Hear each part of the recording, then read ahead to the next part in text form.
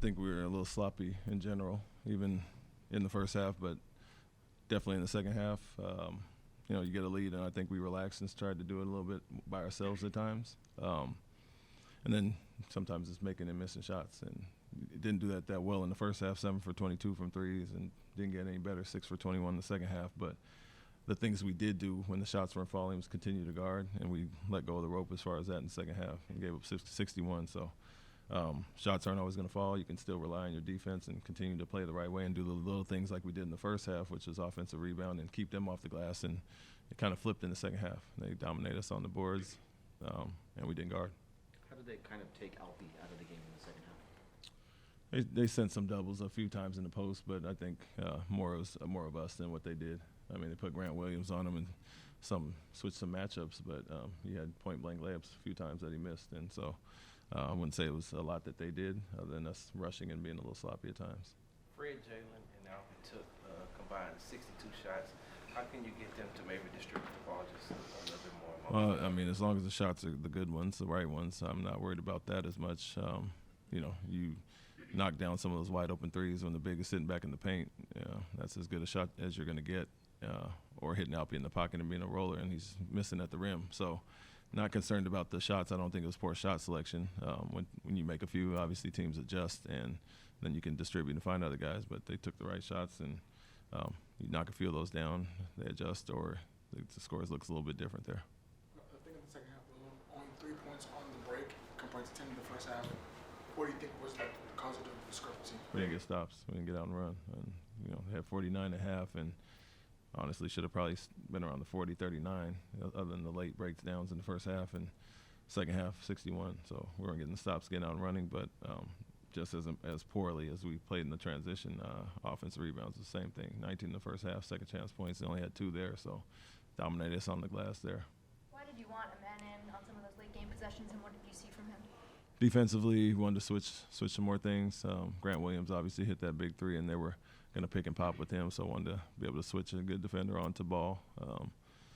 It didn't hurt us early. He missed a few in the first half, and then didn't just want to live or die by an open 3, and so kind of sub offense for defense late in the game.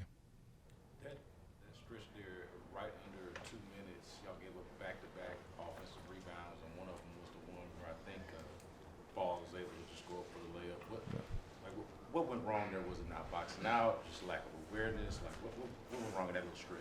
Well, we switched and contested the shot, and I think it was Jabari on that one, contested and didn't follow him in. He obviously saw it was missing wide left, but obviously you got to box out and get back into play. But it's not only on Bari contesting, it's everybody else, and it was all the second half. So those 2 stand out. Obviously, when we were getting stops, had a chance to get back in it.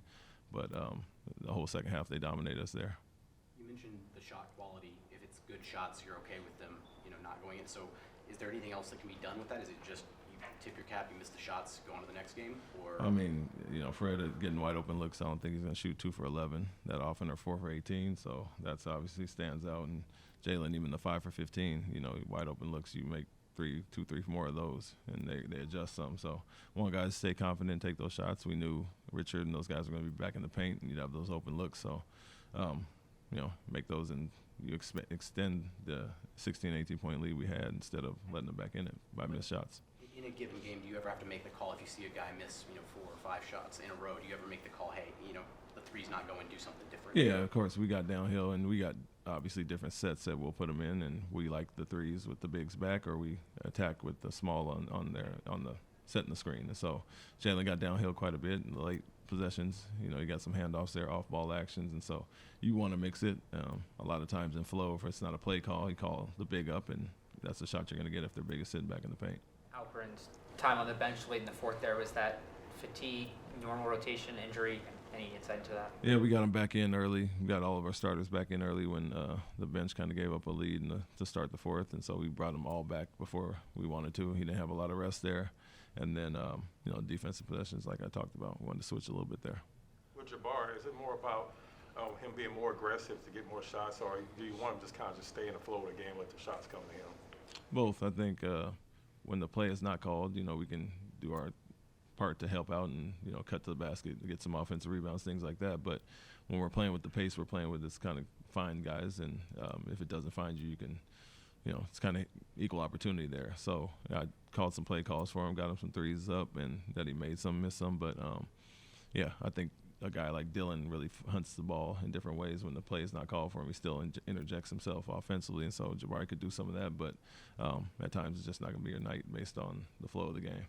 Overall, were you good with the shots that you wound up getting overall? Yeah. He showed some aggressiveness early when he got in the game. What'd you make of his debut? I think he, as well as all our guys to start the game, looked a little jittery. We were missing layups, and the looks that we had from three were great in the first half, but more so the stuff around the basket. And I think he was in with the rest of the group as far as that. So, first game for him, he's going to adjust and play well. Obviously, he played much better, but I think our whole group overall to start the game looked a little jittery. We found our footing and got the big lead, and then went away from what made us successful later in the game. So much talent on your team. How hard is it to distribute those minutes?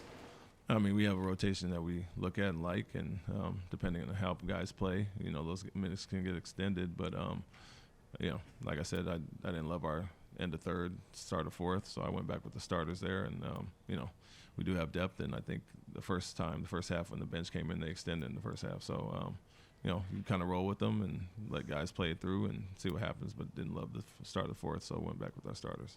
So it's going to be a good problem to have all year, though. Thanks, Coach. Thank you.